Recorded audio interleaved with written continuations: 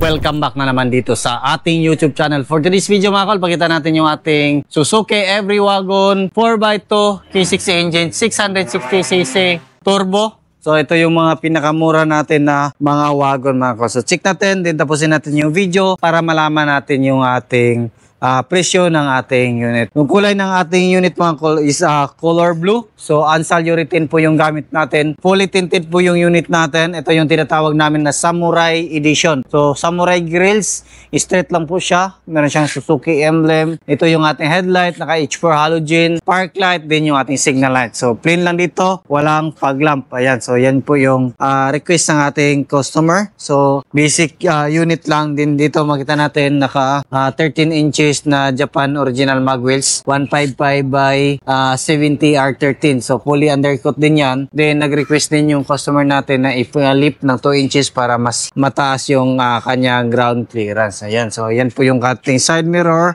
Auto fold and retractable. Kompleto po siya sa visor. Then black yung gitna natin. Para pagtitingnan dito sa malayo, parang buong salamin siya. Ayan, no? Napakakintab ng kulay ng ating unit. Ayan. Dito, kinulayan din natin yung brake drum natin ng kulay red. Then, ganon din sa harap natin. Kinulayan din natin yung ating disc brake. Then, makita din natin dito, naka-lift siya. So, 2 inches yung lift natin. Naka-fully undercut po yan. Ayan, makita natin. Then, dito, kita natin, nakatayo na po yung tail-light natin. Basta D64W, nakatayo na yung ating tail-light at saka buo yung kanyang backlash. Yan po yung backlash ng ating D64W. Ayan, meron siyang third light dito. Meron siyang sticker ng ating channel. Ayan. Wiper kompleto. Suzuki emblem din dito. Meron tayong chrome. Yan po yung original sa ating D64W. Ayan o.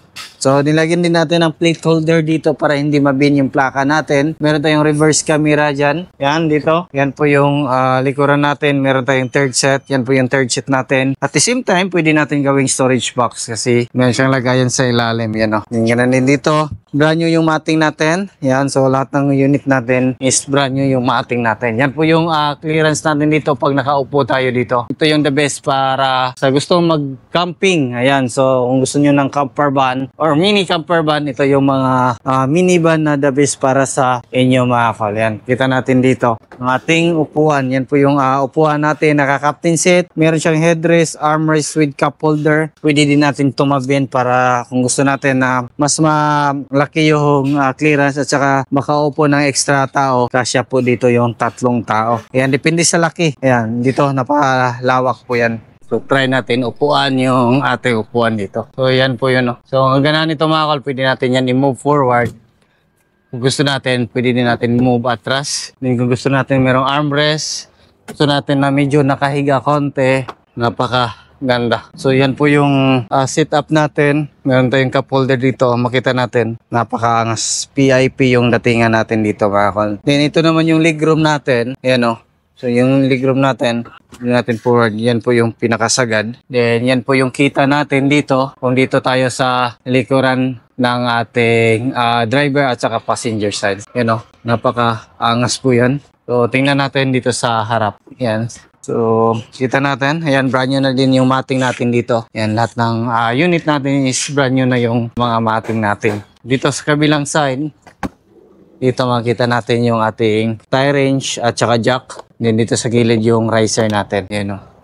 So napakaangas yung minivan natin mga kol. Dito sa kabilang side, yan, brand new yung cover. Then ito is all power. Power window, power mirror po siya lahat. Yan yung makita natin dito. Yung dashboard natin is back to original yung kulay. Naka 7 inches touchscreen stereo with reverse camera. Yan o.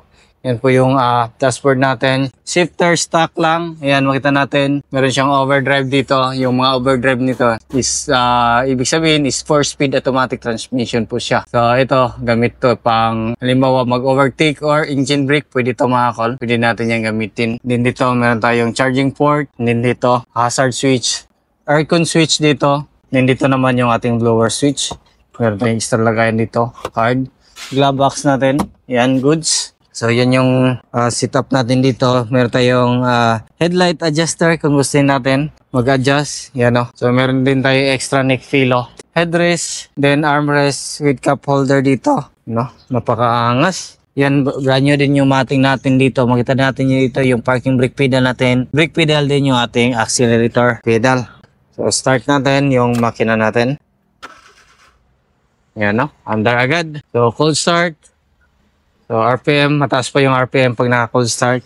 So, check natin dito yung makina natin. Ito natin yan makita. So, ito yung makina natin. Yung makina natin is a Key 6A engine, 660cc, 64 horsepower, 12 valve, naka-timing chain AFI, 3 cylinder. Ayan o. Yan, napaganda ng makina natin. Dito yung ating oxygen sensor, dalawa. Then makita natin yung vacuum ng turbo natin. Dito yung turbo natin. PCV valve, dito tayo mag-refill ng engine oil. Dito rin yung ating mga injector, tatlo. Yan, ignition coil at saka spark plug dyan natin makikita. Yan po yung setup natin dyan. Then yung hood opener nandito.